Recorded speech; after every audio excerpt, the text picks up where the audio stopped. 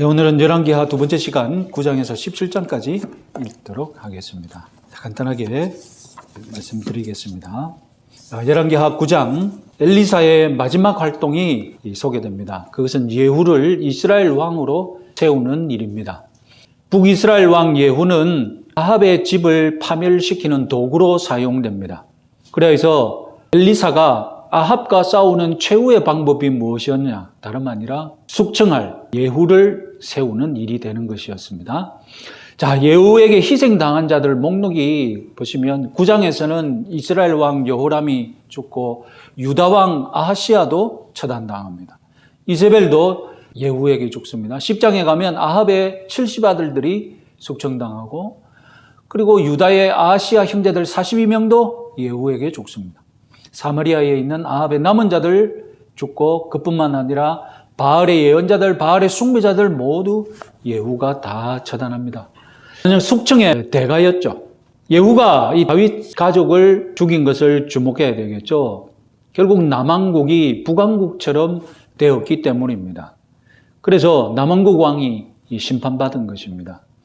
예후는 유다 왕들에게 분명하게 교훈을 던집니다. 만약 너희들이 남왕국 왕 너희들이 북왕국과 가까이 지내면 결국 그 결말이 이렇게 비참할 것이다라는 것을 경고하고 있겠죠. 자, 열왕기하 11장에는 드디어 이제 살해당한 유다 왕 아하시야의 어머니 아달랴에게 초점이 갑니다. 왜 이 여인에게, 이 여왕에게 초점이 가느냐? 그는 다윗의 가문을 쓸어버리겠다고 결심했기 때문입니다. 아달랴의 이름이 야훼는 높으신 분이란 이런 뜻인데 그는 오히려 이세벨의 딸로서 이스라엘 남유다 왕국에 시집 와서 결국은 이 바알 숭배를 퍼뜨리는 인물이 되죠. 그가 결정적으로 잘못된 것이 무엇입니까? 아들이 예후의 손에 죽자 다윗 가문을 쓸어버리고자 결심한 것입니다.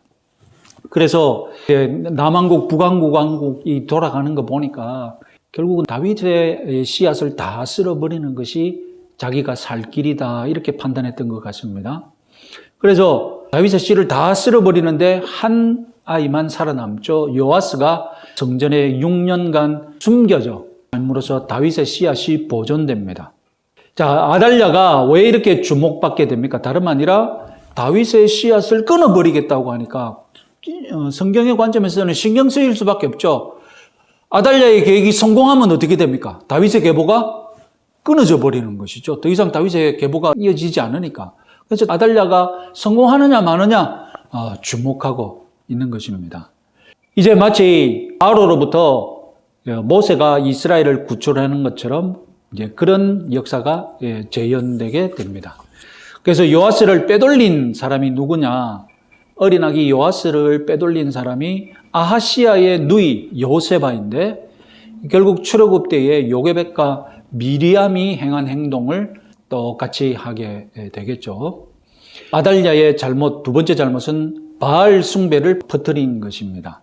자, 원래 이세벨이 가나안에서 북이스라엘로 시집 오면서 바알 숭배를 퍼뜨렸지 않습니까? 이세벨의 딸 아달랴가 남왕국에 오면서 예루살렘에 바알 숭배를 퍼뜨립니다. 결국 그는 이름은 야훼는 높으신 분이신데 삶은 어떻게 삽니까? 삶은 야훼의 씨앗을 다 쓸어버리고 바알 숭배를 퍼뜨리는 이런 모순적인 삶을 살게 됩니다. 하나님께서는 이 요아스를 통해서 다윗 왕조를 회복하십니다.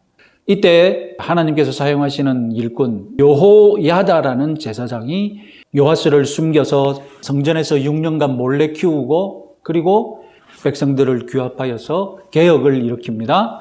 우리 성경에는 온 백성으로 번역했는데 땅의 사람들, 문자적으로 번역하면 땅의 사람들이라는 이 개혁 집단을 이끌어서 아달랴를 대적하게 됩니다. 그래서 11장 18절 19절 한번 같이 한번 읽어보겠습니다. 온 백성이 바알의 신당으로 가서 그 신당을 허물고 그 제단들과 우상들을 철저히 깨뜨리고 그 제단 앞에서 바알의 제사장 mat단을 죽이니라.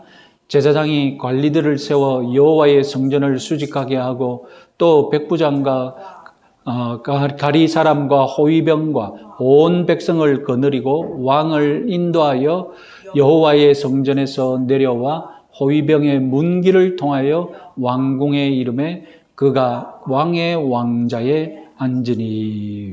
북이스라엘에서는 마치 엘리야와 엘리사가 반바알 운동을 했다면 남유다에서는 이 여호사다 제사장 중심으로 개혁운동이 일어나고 그가 요아스를 왕으로 세움으로써 혁명이 성공하게 됩니다. 자, 요아스의 이야기는 숫자 7이 가득합니다. 요아스가 7살 때 이 여호야다가 혁명을 일으켜서 그가 왕이 됩니다. 그리고 그는 안식일에 왕으로 옹립받습니다. 4절에 7째 해에 이렇게 되어 있는데 이 7째 해는 이세벨이 무자비하게 통치한 6년 그 다음 7째 해인데 재밌게도 레위기 25장 4절에서는 안식년이 시작되는 것을 묘사하는 표현이거든요. 그러니까 6년 동안 유다 백성들이 이세벨의 통치로 고난을 받았습니다. 7째 해에 뭐가 온 겁니까? 마치 안식년을 맞은 것처럼 요아스가 은혜의 안식년을 가지고 온 것 같은 그런 표현이 되겠습니다. 자, 12장을 계속해서 보시면 요아스와 솔로몬이 유사한 면을 볼 수 있습니다. 6년 동안 성전에서 보호받은 요아스는 당연히 성전에 관심을 가질 수밖에 없죠. 그래서 그는 솔로몬이 지은 이 솔로몬 성전을 수리하는데 오랜 시간을 보냅니다. 그리고 솔로몬처럼 성전 관리를 임명하고 그리고 숭령공들을 고용하여서 성전 수리에 집중합니다. 그러나 이렇게 그가 솔로몬과 닮은 면이 있었지만 결국 솔로몬을 닮아서 역시 그도 실패하게 됩니다. 요아스의 결점이 무엇이었습니까? 그는 역시 바알 산당을 존치시켰습니다. 그리고 두 번째로 예루살렘을 침공한 시리아 왕 하사엘에게 성전의 보물과 그리고 왕궁의 보물들을 조공으로 바쳐서 위기를 모면합니다. 그리고 결정적으로 제사장 여호야다가 죽은 이후 자기를 옆에서 견제해 줄 이 영적 선지자가 없어지니까 역시 타락하고 맙니다. 그렇게 해서 솔로몬을 닮았던 요아스는 역시 솔로몬처럼 망하고 맙니다. 그러니까 그가 성전을 수리하는데 평생을 보냈는데 마지막에 성전의 보물을 다른 왕에게 갖다 바쳤으니까 자기가 성전을 수리해놓고 자기가 성전을 털어먹은 도둑으로 강도로 인생을 마무리하고 마는 꼴이 되고 말았습니다. 역대기 하에 보면 이 요아스가 여호야다가 죽은 이후에 어머니의 신들 바알을 섬긴다고 고발하고 있습니다. 이때 선지자 스가랴가 나타나서 요아스를 책망했는데 요아스는 스가랴가 쓸데없는 소리 한다고 아예 스가랴를 죽여버리죠. 그리고 나중에 작은 아람 군대에 의해 대군으로 싸웠지만 패배하고 맙니다. 요아스는 유다 왕이 어떠한지 전형적인 모습을 보여줍니다.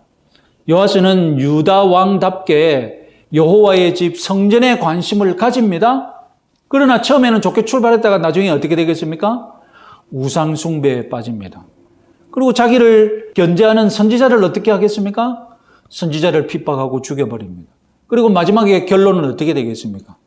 침략을 받거나 비참한 결말을 맞이하게 됩니다. 이것이 유다 왕이 걷는 전형적인 길이 되겠습니다. 13장 이제 북이스라엘에서는 여호아스라는 왕이 등극하고요. 그의 아들이 남유다 왕국의 요아스가 아니라 북이스라엘에도 요아스라는 이름을 쓰는 왕이 등장하게 됩니다. 자, 요아스가 계승했지만 시리아의 꼭두각시 왕이었습니다. 그래서 엘리사는 살아있음에도 불구하고 요아스 통치 17년간 한 번도 나타나지 않았습니다. 자, 이름에도 요아스가 하나님께 기도했을 때 하나님은 그의 기도를 들어주셨습니다. 아마 이스라엘 백성들이 너무 불쌍해서 요아스의 기도를 들어주셨지 않았을까 그런 생각이 듭니다. 자, 요아스의 아들 북이스라엘 왕 요아스는 엘리사를 만나는데 이때 엘리사의 모습은 죽을 병이 걸린 모습으로 등장해서 요아스에게 마지막 말씀을 전하게 되죠. 나중에 엘리사는 죽어서 엘리사의 시체는 죽어서도 능력을 발휘하는 시신이어서 다른 시체를 살리는 이런 기적을 일으키죠. 율법에 의하면 시체는 부정합니다. 거룩한 것에 접촉하면 죽음이 아니라 생명에 이릅니다. 그래서 어떤 시신은 생명을 살립니다. 나중에 신약에서도 예수님이 죽으면 어떻게 됩니까? 시신이 죽었던 무덤에서 무덤이 열리며 어떤 시신이 살아나는 일이 일어나게 되죠. 그래서 엘리사의 이 시신은 죽어서도 능력을 발휘하시는 예수님의 모습과 닮았습니다. 14장 이제 유다왕 요아스의 뒤를 이어 아마샤가 등장했습니다.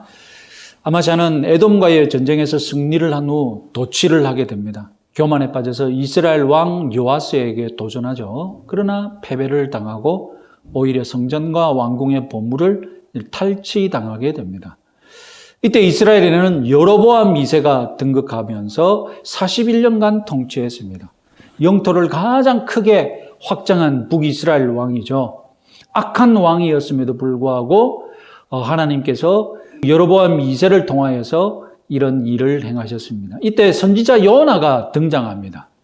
선지자 요나는 여로보암 2세를 좋아했습니다. 그에게 굉장히 호의적이었고 그가 영토를 확장하니까 막 이스라엘의 영광이 임했다는 듯이 여로보암 2세를 지지합니다. 그러니까 하나님께서 요나를 잘 사용하지 않으시고 이때 호세아와 아모스를 사용하셔서 북이스라엘을 경고하거든요. 그러니까 이때 요나는 이미 하나님께 삐져 있었어요. 자기는 북이스라엘 왕국이 여로보암 2세를 막 축복하고 싶은데 하나님은 자꾸 다른 선지자를 통하여서 경고의 말씀을 주니까. 그래서 요나하고 하나님 사이는 이미 이때부터 안 좋았어요. 요나는 이때부터 벌써 불만이 있었어요. 그래서 나중에 요나 선지자가 니느웨에 가게 되면 그때는 완전히 이제 하나님께 대들어서 차라리 나를 죽이라고 이제 대드는 그런 형국이 이루어지는 것이죠. 15장을 보시면 북왕국 여로보암 2세 때 남유다 왕국은 아사랴나 우리에게는 우시야 왕으로도 더 많이 알려진 왕이 52년간 통치합니다. 우시야 왕이 죽은 해에 이사야가 소명을 받으면서 이사야가 선지자 활동을 하게 되죠. 자, 우시야 왕은 하나님께서 나병을 주신 왕으로도 또 유명한데 역대하를 보면 우시야가 왜 하나님께로부터 나병이라는 이런 저주를 받았는지 자세히 소개되어 있습니다. 52년간 자기가 통치하면서 유다 왕국이 강성해지니까 이제 어떻게 됩니까? 다음 순서는 뭡니까? 유다 왕의 다음 순서는 뭡니까? 교만해지는 것이죠. 교만해져서 악을 행했는데 무슨 악을 행했겠습니까? 자기가 마음대로 성전에 들어가서 분향을 했다는 것 아닙니까? 그러니까 즉시 그의 이마에서부터 나병이 생기기 시작했고 그는 죽을 때까지 별궁에서 지내게 됩니다. 자, 16장 우시야 왕 아들의 요담이 등장했고 그리고 요담의 아들 아하스가 또 등극을 하게 되는데 아하스의 16년을 이제 성경은 주목하고 가장 강하게 비판합니다. 왜냐하면 유다 왕 중에 아하스가 가장 악행을 행한 왕이기 때문입니다. 그래서 그는 산당에서 아예 제사까지 드리게 됩니다. 이전의 왕들이 산당에서 숭배하는 것을 방치해 두었다면 이 아하스는 적극적으로 산당에서 자기가 가서 예배를 드렸습니다. 솔로몬 이후 산당에서 제물을 바친 첫 번째 왕이 됩니다. 그리고 자기 아들을 불 가운데로 지나가게 했다라고 기록이 되어 있는데 그것은 다름 아니라 몰렉 숭배, 아들을 불로 희생 제사를 드리는 그런 제사까지 드린 것입니다. 자기 아들을 불에 태워서 희생 제사를 드린다. 도대체 그런 사고방식이 어떻게 가능할까요? 생각해 보셨습니까? 한 가지 재미있는 설명이 뭐냐면 신으로부터 최고의 것을 얻으려면 나에게 있는 최고의 것을 드려야 한다. 이런 사고방식이 이런 제사를 드렸을 것이다 라고 설명이 있었는데 아마 그것이 맞지 않을까? 그런 생각으로 했지 않았을까? 그런 생각이 듭니다. 오늘날에도 여러분 부흥 집회 가면 부흥 강사가 돈 뜯어내려고 어떻게 하랍니까? 하나님께로도 많은 복을 받으려면 어떻게 해야 된다고요? 당신부터 먼저 많은 것을 하나님께 드리라고 하지 않습니까? 똑같은 사고방식 아닙니까?